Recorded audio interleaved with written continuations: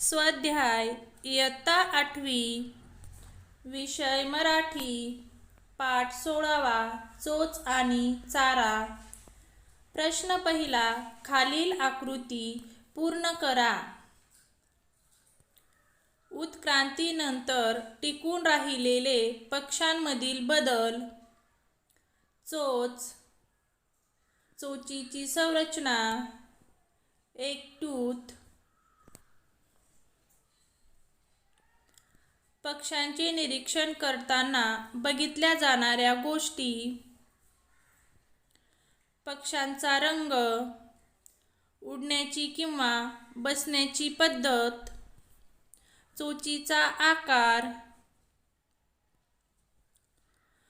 चोचीचे विविध उपयोग, अन्न शोधणे, बिया फोडणे, अन्न खाणे, घरटं बांधणे, पिल्लांना भरवणे, झाडांवर चढणे.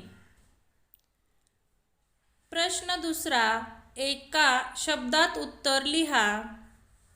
अ. चोचीचा वरचा भाग मॅक्सिला. आ. चोचीचा टोकदार असलेला दातासारखा भाग एकटूथ. चोचीचा वैशिष्ट्यपूर्ण आकार असलेला पहिल्या क्रमांकाचा पक्षी हॉर्नबिल. एकटूथ नसलेला पक्षी किवी. प्रश्न तिसरा. कोणते लिहा. अ. अग्निपंख हे नाव सार्थ करणारा पक्षी फ्लेमिंगो. आ. चोचीचा सर्वात वेगळा उपयोग करणारा पक्षी स्टॉर्क. इ. शक्करखोरा म्हणून ओळखला जाणारा पक्षी सनबर्ड्स. घरटे विणण्याची कलाकुसर असणारा पक्षी सुगरण. प्रश्न चौथा. फरक लिहा. किवी पक्षी, इतर पक्षी. किवी पक्षी एकटूथ नसतो. इतर पक्षी एकटूथ असतो. अंड्याचे कवच लाथा मारून फोडतात. इतर पक्षी अंड्याचे कवच एकटूथने फोडतात. प्रश्न पाचवा. पाठाच्या आधारे तुमच्या शब्दात लिहा. अ. चोचींचे आकार भक्ष्याप्रमाणे बदलतात या विधानाचा अर्थ. उत्तर. पक्ष्यांचे भक्ष्य जसे असेल तसे ते त्याला सोयीने मिळेल अशा पद्धतीने त्याच्या चोचीचा आकार असतो.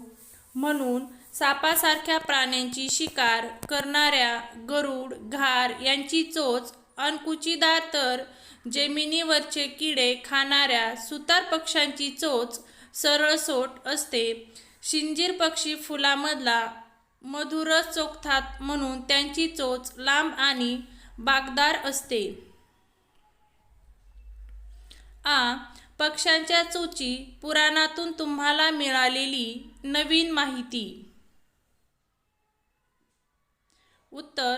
पक्ष्यांच्या चोची पुराणातून असे समजते की प्रत्येक जीवाला विशिष्ट असं स्थान आहे आणि त्या स्थानावर तो जीव राहावा म्हणून निसर्गाने त्याला काही हत्यार दिली आहेत. पक्ष्यांची चोच हे त्याचं उत्तम उदाहरण आहे. प्रत्येक पक्ष्याची चोच त्याच्या अधिवासाप्रमाणे अन्नानुसार बदलताना दिसते.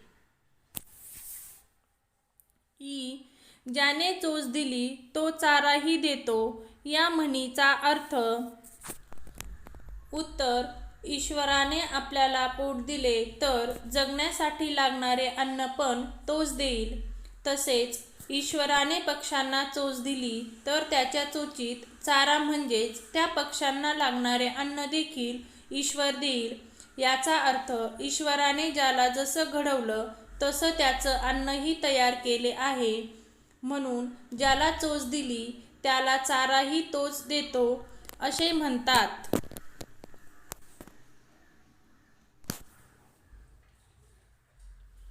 प्रश्न 6वा. खालील वाक्यातील क्रियाविशेषण अधोरेखित करा. सनबर्ड्स फुलाच्या पाकळीवर आरामात बसतात.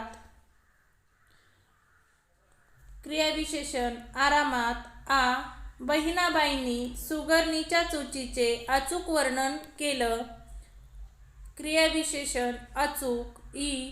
तुम्ही पक्ष्यांचे बारकाईने निरीक्षण करा. क्रियाविशेषण बारकाईने. इ. घार आपली शिकार घट्ट पकडते. क्रियाविशेषण घट्ट.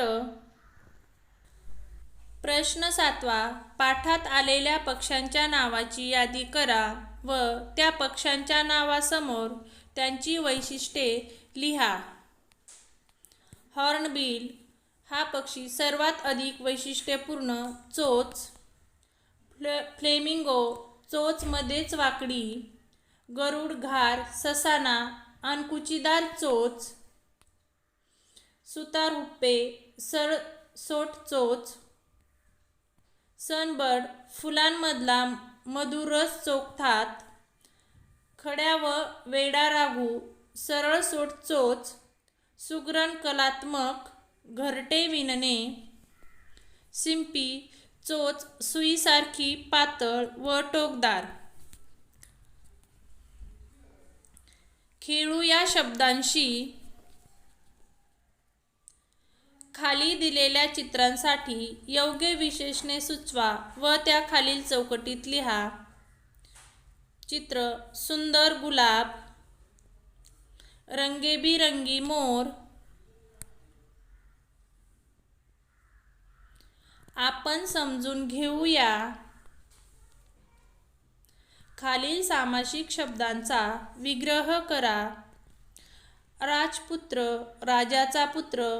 क्रीडांगण क्रीडेकरिता अंगण. अष्टकोन 8 कोणांचा समूह. अयोग्य नव्हे योग्य. खालील म्हणी पूर्ण करा. मूर्ती लहानपण कीर्ती महान. शीतावरून भाताची परीक्षा. सुंठी वाचून खोकला गेला. रात्र थोडी सोंगे फार. झाकली मूठ 1.25 लाखाची. घरोघरी मातीच्या चुली.